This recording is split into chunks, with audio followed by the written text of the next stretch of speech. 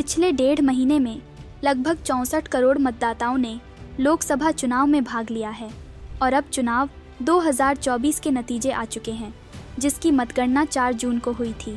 Bharatiya Janata party ने सबसे ज़्यादा 240 सीटों पर जीत दर्ज की है तथा भारतीय जनता पार्टी के नेतृत्व वाला एनडीए गठबंधन 293 सीटों पर बढ़त बनाई है। वहीं भारतीय राष्ट्रीय कांग्रेस के नेतृत्व वाले INDIA गठबंधन को 232 सीटों पर जीत मिली। इस वीडियो के माध्यम से हम समझेंगे कि कैसे होती है वोटों की गिनती। आइए समझते हैं मतगणना की इस पूरी प्रक्रिया को। दरअसल प्रत्येक सीट के लिए मतगणना रिटर्निंग ऑफिसर यानी RO की देखरेख और निर्देशन में उम्मीदवारों और उनके चुनाव एजेंटों की मौजूदगी में की जाती है।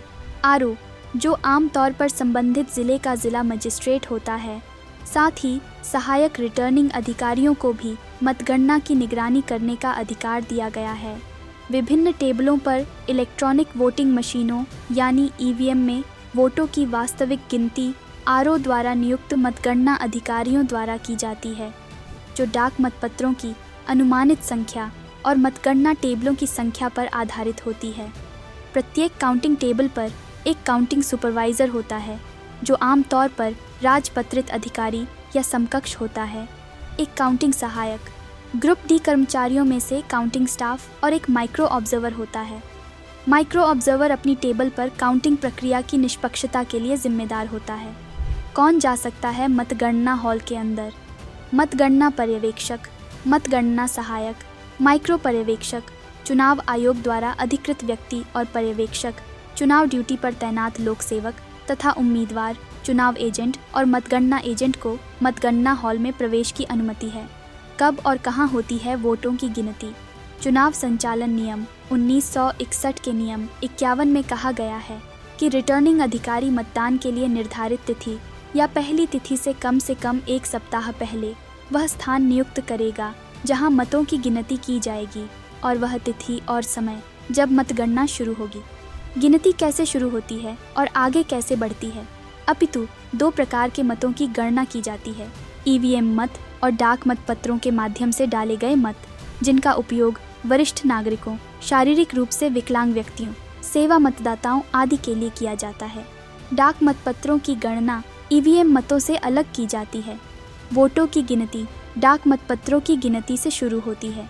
सभी डाक मतपत्रों की गिनती RO की टेबल पर की जाती है। उसके 30 मिनट बाद EVM की गिनती शुरू होती है। स्ट्रांग रूम, जहां मतदान किए गए EVM संग्रहित किए जाते हैं, को पर्यवेक्षक, RO, ARO और उम्मीदवारों या उनके चुनाव एजेंटों की उपस्थिति में खोला जाता है। इस उद्देश्य के लिए बनाए गए लॉगबुक में आवश्यक प्रविष्टियां करने के बाद ताले की सील का निरीक्षण किया जाता है और उसे तोड़ने से पहले उम्मीदवारों या उनके चुनाव एजेंटों को दिखाया जाता है।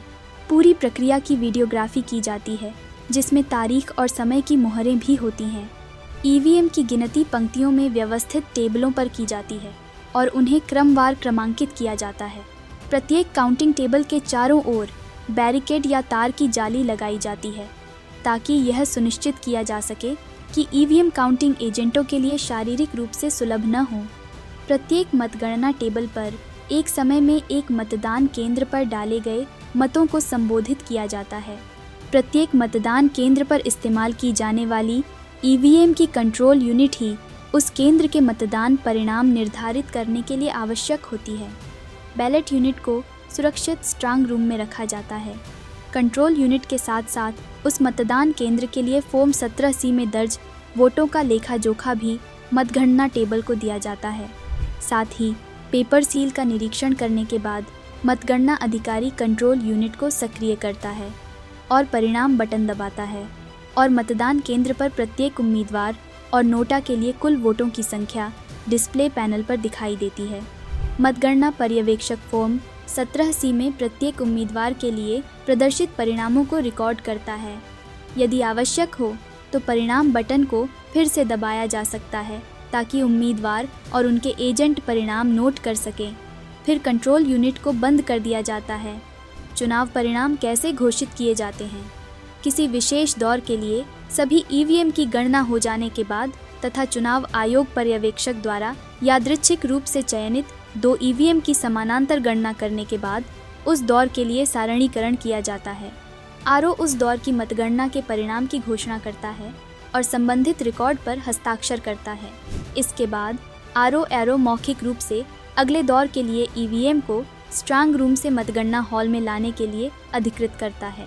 ईवीएम की गिनती के सभी दौर पूरे होने के बाद वीवीपैट का मिलान शुरू होता है और अंततः परिणाम घोषित किए जाते हैं।